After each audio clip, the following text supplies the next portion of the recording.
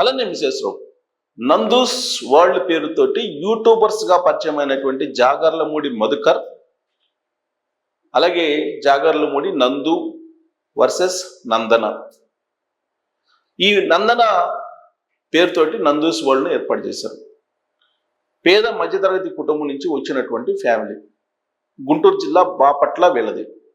వీళ్ళు పేద మధ్యతరగతి వర్గం నుంచి వచ్చినటువంటి వాళ్ళుగా యూట్యూబ్లో ఫోకస్ అయ్యారు. ఫోకస్ అయ్యి వీడియోలు పెడుతూ ఆకర్షించే ప్రయత్నం చేశారు. చాలా మందిని ఆకర్షించారు. యూకేలో ఉన్నాం, యూకేలో సెటిల్ అయిపోయాం, మధ్యతరగతి నుంచి కష్టపడి ఎంతో విశ్వాసంతో యూకే వరకు చేరుకున్నాం అని చెప్పి వాళ్ళు మరొక లెవెల్కి తీసుకెళ్లారు ఆ యూట్యూబ్ ఛానల్స్ని. యాక్చువల్గా తొలి రోజుల్లో చిట్కాలతోటి ప్రారంభించారు, వంటలతోటి చూపించారు, వంటలు చేయటం ఎలా, అలాగే చిట్కాలు ఏంటి, ఇలా ప్రారంభించారు యూట్యూబ్ని. ఆ తర్వాత మరో లెవెల్కి దాన్ని తీసుకెళ్లారు. లగ్జరీ లైఫ్ ఎలా ఉంటుంది, ఫ్లైట్లో బిజినెస్ క్లాస్ ఎలా ఉంటుంది, స్టార్ హోటల్స్ ఎలా ఉంటాయి, లండన్లో ఖరీదైనటువంటి లైఫ్ ఎలా ఉంటుంది, వీటన్నిటిని కళ్ళకు కట్టినట్టు చూపించేవాళ్ళు యూట్యూబ్లో. సెలబ్రిటీస్గా మారిపోయారు వాళ్ళు, యూట్యూబర్స్, ఇన్ఫ్లుయెన్సర్స్గా మారిపోయారు. అంతేకాదు నందూస్ వరల్డ్ నుంచి ప్రచారం కోసం వివిధ మార్కెటింగ్ స్ట్రాటజీస్ని కూడా ప్లే చేశారు. వెరసి నెలకి $1,00,000 నుంచి $2,00,000 వరకు సంపాదించేటువంటి స్టేజ్కి వెళ్ళిపోయారు. ఎలా వెళ్ళగలిగారు? కేవలం యూట్యూబ్ కారణంగా, లేదంటే యూట్యూబ్లో మార్కెటింగ్ చేసినటువంటి కారణంగా, యూట్యూబ్ ప్రమోషన్స్ కారణంగా ఇంత డబ్బు సంపాదించారంటే కాదు. దీన్ని బేస్ చేసుకొని యూట్యూబ్లో వచ్చినటువంటి ప్రాధాన్యతని, యూట్యూబ్లో వచ్చినటువంటి వాళ్ళకి సెలబ్రిటీ గుర్తింపుని పెట్టుబడిగా ఉపయోగించి వాళ్ళు వీసాలను స్పాన్సర్ చేస్తామని చెప్పి ప్రచారం చేశారు. దాంతో అనేక మంది సబ్స్క్రిప్షన్ చేసుకున్నటువంటి వాళ్ళతో కానీ, లేదా ఆ ఛానల్ని ఫాలో అవుతున్నటువంటి వాళ్ళని కానీ నమ్మారు. అక్కడ వీసాలు, యూకే వీసాలు ఇప్పిస్తామని చెప్పి వెళ్ళారు.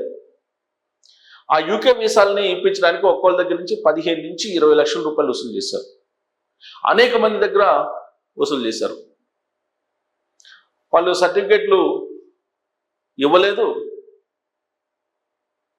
అతనికి 15 నుంచి 20 లక్షల రూపాయలు కట్టినటువంటి వాళ్ళకి ఒకసారి పేమెంట్ చేసిన తర్వాత వాళ్ళ నంబర్ బ్లాక్ చేసేవాళ్ళు. ఇలా మోసం చేసుకుంటూ వెళ్ళిపోయారు. కొన్ని కోట్ల రూపాయల మోసానికి పాల్పడ్డారు వీళ్ళు. నందన అలియాస్ నందు, జాగర్లమూడి మధుకర్, వీళ్ళిద్దరూ మన వాళ్ళే. గుంటూరు జిల్లా బాపట్ల నుంచి వాళ్ళు చిన్న గ్రామం నుంచి ఎదుగుతూ లండన్ వరకు చేరుకున్నారు. ప్రస్తుతం లండన్లో ఉన్నారని కొంతమంది, దుబాయ్లో ఉన్నారని చెప్పి మరికొంతమంది, లేదా విదేశీ పర్యటనలో ఉన్నారని ఇంకొందరు, ఇలా రకరకాలుగా మాట్లాడుకుంటూ ఉన్నారు. అయితే వీళ్ళు వీసాల జారీ రూపంలో చేసినటువంటి మోసం తెలిసిపోయింది. దాంతో మోసపోయినటువంటి వాళ్ళు పోలీస్ స్టేషన్లకు వచ్చి కంప్లైంట్ చేసే ప్రయత్నం చేశారు. మరి కొంతమంది వీళ్ళు చేసినటువంటి మోసాలని యూట్యూబ్లోనే వీడియోలు తీసి పెడుతూ ఉన్నారు. యూట్యూబ్లో కాదు, పోలీస్ స్టేషన్కి వచ్చి మీరు పంపించినటువంటి డబ్బు, బ్యాంక్ బ్యాలెన్స్, బ్యాంక్ స్టేట్మెంట్స్ తో సహా చూపిస్తే కేసు నమోదు చేస్తామని చెప్పి పోలీసులు చెప్తూ ఉన్నారు.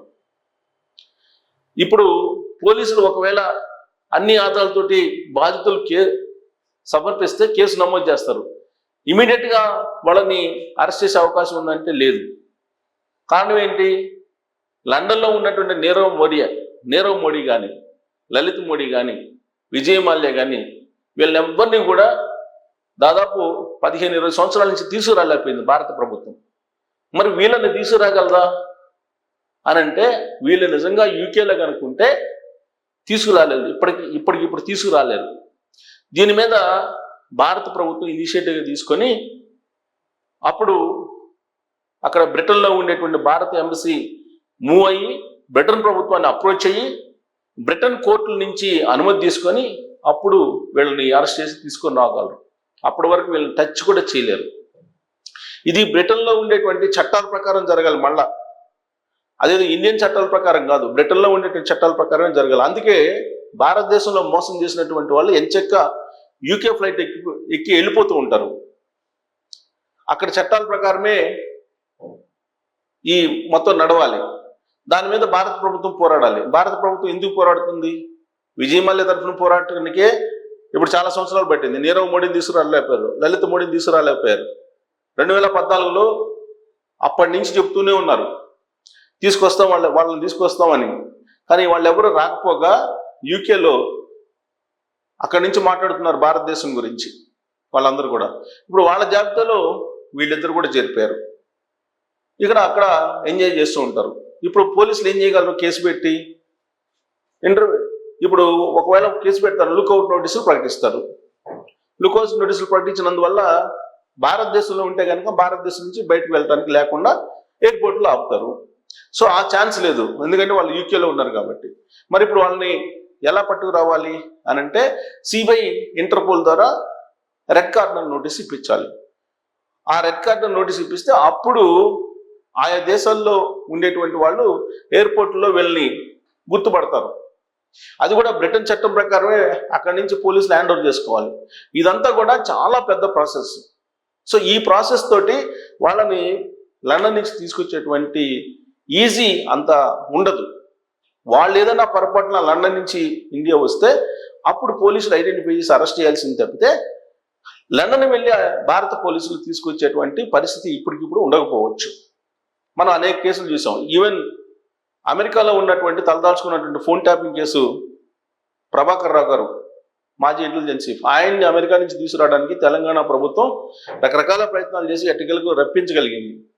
కానీ ఈ కేసులో మరి వీళ్ళని ఇనిషియేటివ్ తీసుకుని భారత ప్రభుత్వం స్వదేశానికి తీసుకొస్తుందానంటే బాధితులేమో అనేక మంది ఉన్నారు, మోసపోయారు, కొన్ని లక్షల రూపాయలు మోసపోయారు. అక్కడ వర్క్ చేసుకునేందుకు వర్క్ పర్మిట్తో కూడినటువంటి వీసాలు ఇప్పిస్తామని చెప్పి వీళ్ళు చేసినటువంటి మోసం.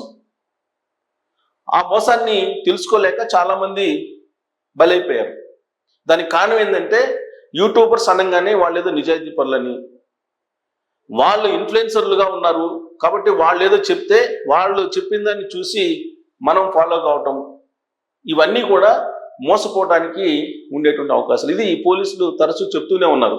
మీరు సెలబ్రిటీస్ ఇచ్చేటువంటి అడ్వర్టైజ్మెంట్లు చూసి మీరు ఏ గూడ్స్ని, ఏ వస్తువుల్ని కొనొద్దు, వస్తువు యొక్క నాణ్యత చూసుకోండి అని చెప్తూ ఉన్నారు. అలాగే వాళ్ళు ప్రమోట్ చేస్తారు, డబ్బులు తీసుకుని ప్రమోట్ చేస్తూ ఉంటారు ఇన్ఫ్లుయెన్సర్స్.